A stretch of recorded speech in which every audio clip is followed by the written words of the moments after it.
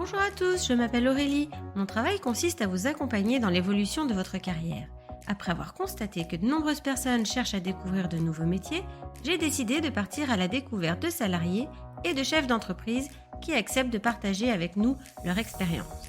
Chez Super Compétences, nous mettons notre expertise à votre service pour que vos projets prennent vie.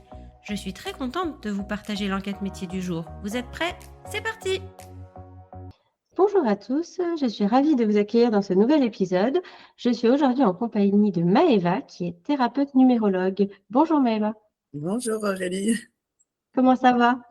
Écoute, ça va très bien, merci de me recevoir pour ce podcast, je suis ravie. Moi aussi, je suis ravie d'être avec toi. Est-ce que tu peux te présenter pour nos auditeurs, leur raconter un peu ton parcours, leur dire d'où tu viens?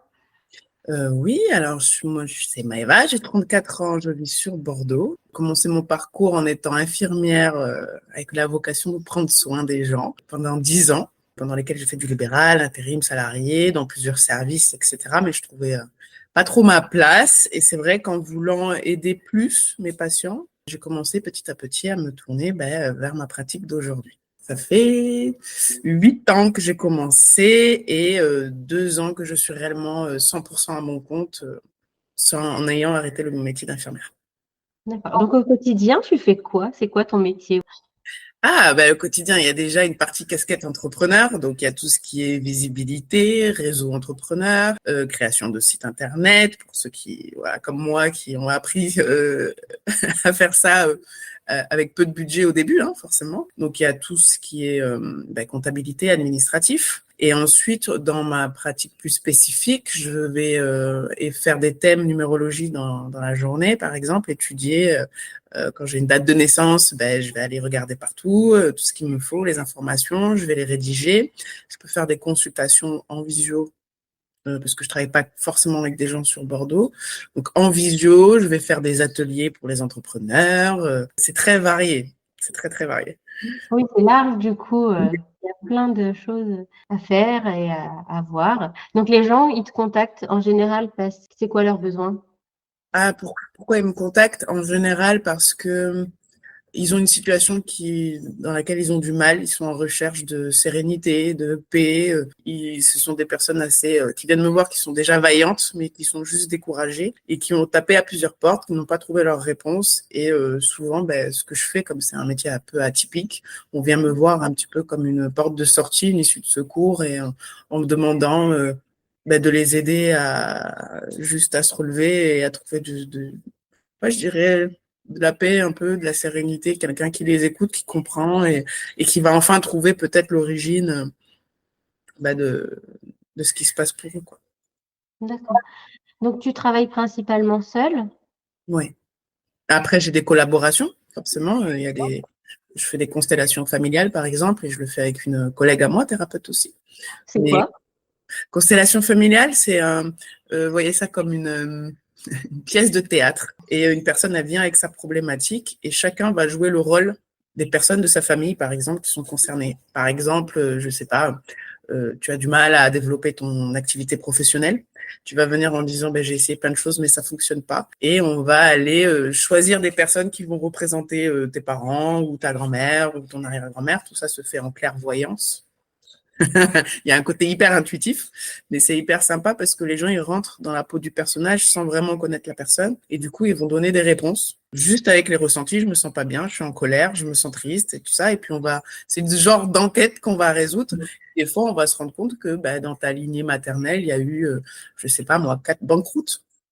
Tu vois. Et donc, du coup, tu as du mal, comme c'est dans ton ADN, c'est de la mémoire que tu as de l'ADN de ton père, de ta mère, qui eux-mêmes ont de leurs parents, qui eux-mêmes ont de leurs parents. Donc, il y a des charges énergétiques qui sont là. Et nous, le but, c'est d'aller les comprendre et de les évacuer pour que tu puisses enfin te réaliser au niveau professionnel dans tes projets, par exemple. D'accord. Et donc tu travailles comment? En semaine, en week-end, n'importe, le soir? Ouais, l'avantage d'être entrepreneur, c'est ça, c'est de pouvoir adapter à ton rythme. Moi, j'ai un rythme plutôt du soir, par exemple.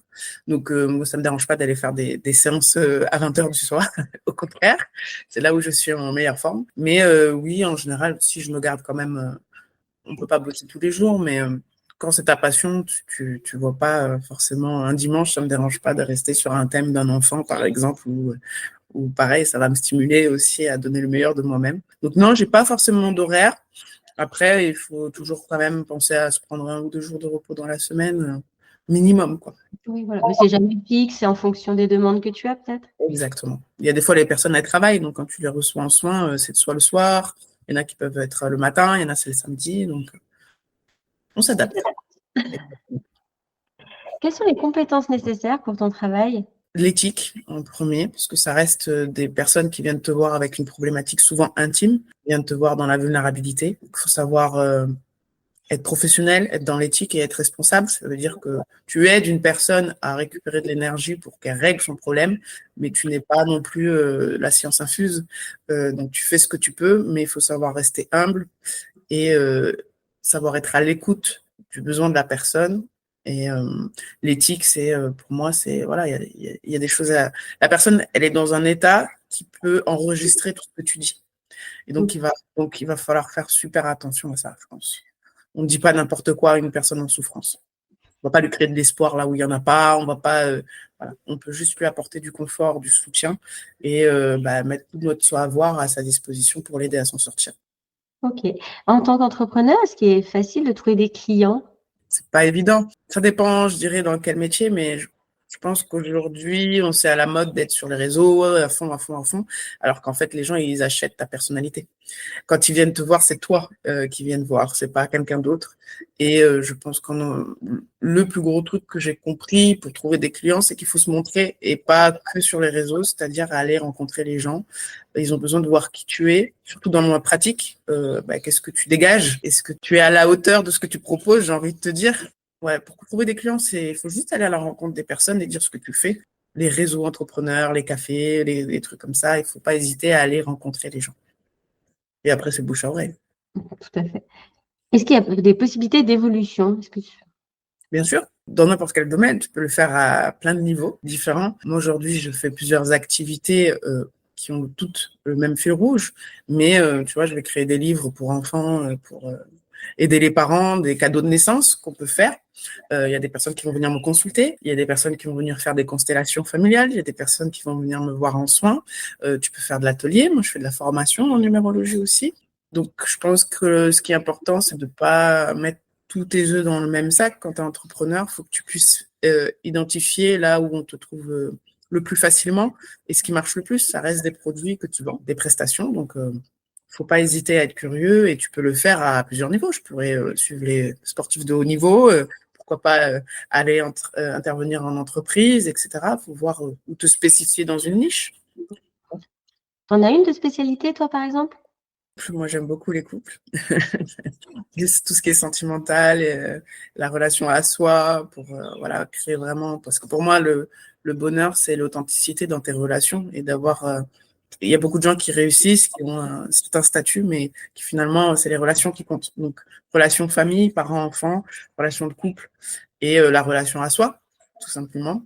Ma spécificité, c'est déjà mes outils. Ils sont tous très alternatifs, ça sort du commun, mais le fait d'avoir été infirmière rassure quand même, parce que j'ai les pieds sur terre, je suis quelqu'un d'hyper pragmatique et scientifique. Donc, ouais, ma spécificité, je pense, c'est tout simplement ma personnalité, ces outils que je suis allée chercher, ce côté scientifique que je vais mettre en place. Il y a rien que je propose qui n'a pas été expérimenté avant, que ce soit sur moi ou sur plusieurs personnes, pour que je puisse faire mon propre idée. Et ouais, j'aurai un parcours atypique. Tu vas venir me voir, je te ferai pas faire la même chose que. Mais en même temps, c'est comme ça, il faut savoir personnaliser. Très bien. Est-ce que tu dirais que c'est un métier où il est possible d'en vivre? Oui, bien sûr. Mais c'est comme tout, quand on est thérapeute, dans n'importe quelle pratique, on a une tendance à avoir une casquette de sauveur en premier temps. C'est-à-dire qu'on va vouloir sauver les gens et notre bon cœur, mais comme en étant infirmière, hein, tu vas aller travailler et des fois, tu as tendance à donner trop, etc. Et c'est pour ça que c'est important dans ce métier, si tu veux en sortir, c'est d'avoir une vision business.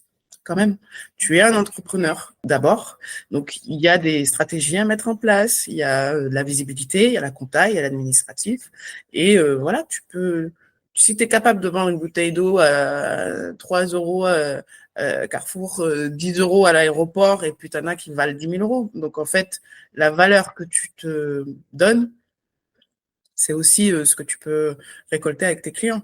Comme je t'ai dit, si tu traînes dans des endroits où c'est des personnes qui ont un certain statut, etc., tu ne feras pas la même prestation que monsieur et madame tout le monde qui sont au chômage, par exemple, et qui vont avoir du mal à te payer. Donc, c'est à toi de trouver ton positionnement et à faire en sorte que la thérapie soit vraiment une activité professionnelle. Tu le fais, tout dépend de comment tu le fais. D'accord, super. Est-ce qu'il y a un diplôme exigé? Alors, non, parce que aujourd'hui, c'est pas encore légiféré le terme thérapeute. On peut tout mettre dedans. Numérologie aussi, tout le monde peut se mettre en numérologue demain. La psychothérapie, par exemple, ça, c'est légiféré. Donc ça, il faut vraiment un diplôme. Après, tout le reste, il y a du coaching, forcément, diplôme ou certification, on va te donner souvent. Mais aujourd'hui, tu n'as pas forcément besoin de diplôme. Mais Il y a ça des formations qui existent de ouais. numérologie, par exemple? Bien sûr, mais tu le feras dans un contexte personnel. Alors là, je crois qu'au niveau CPF et tout ça, il y a une école de numérologie qui s'est ouverte, mais ça reste non reconnu. Tu vas utiliser des outils de connaissance de soi comme la ProcessCom qui est reconnue. On va reconnaître les énéagrammes de plus en plus, mais la numérologie, même si on fait la même chose, c'est pas encore ça parce que c'est assimilé à tout ce qui est ésotérique. Alors que c'est quand même Pythagore qui l'a mis en place aussi, qui en a parlé, tu vois. Donc non, pour l'instant, tout le monde peut le faire. Comme je te disais au début, tout dépend de ton éthique et de ta responsabilité. Tu peux le faire à un bon niveau dans la maîtrise, voilà, et te contenter d'une certification. C'est OK aussi, tu vois. Mais voilà, ça reste un travail. Donc, si tu le Dans vois tous les cas, il faut se former continuellement, rechercher toujours à progresser. De toute façon, c'est ce qui fera ta valeur. Plus tu maîtrises ton sujet, plus les gens ils te voient comme un expert et plus ils viennent te voir et tu portes attention. Après, quand tu travailles dans les soins énergétiques et tout ça, comme je te dis, c'est pas anodin. Il y a de la relation d'aide à faire. Il y a de la psychologie, à ton niveau. Mais comme je te disais, j'ai pas le diplôme de psychologue ou quoi. Mais j'ai un diplôme quand même d'infirmière où on a étudié la relation d'aide, un peu de psychologie, etc. Donc, c'est comme tout, tu fais un métier, tu le fais soit à fond, soit à moitié, et de toute façon, tu auras les résultats en fonction. Quel conseil tu pourrais donner aux personnes qui réfléchissent à une orientation, et éventuellement se projeter dans un métier de thérapeute? D'aller essayer. Mais dans n'importe quelle pratique, j'ai envie de te dire, va au contact de ce métier-là. Tout métier a une part agréable et tout métier a une part désagréable. Et je pense qu'il faut, quand tu es thérapeute, il faut commencer par travailler sur soi, tout simplement. Quelqu'un de blessé ne peut pas aider quelqu'un qui est blessé, tu vois. Il faut d'abord, c'est comme les psys ou qui vont faire des psychothérapies pour eux ou qui vont être mentorés. Moi, je vais faire des soins, etc. Par une autre collègue aussi à chaque fois, quoi. Parce que voilà, donc c'est super important de travailler sur ton ego. Je veux sauver tout le monde ou voilà, je peux sauver tout le monde. Il y a ces ego-là, mais je pense qu'il faut aller tester, proposer quelque chose. Il faut déjà l'avoir expérimenté pour soi.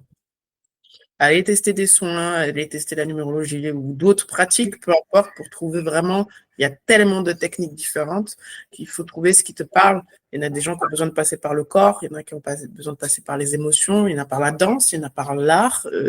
Puis tu peux le faire de plein de façons différentes.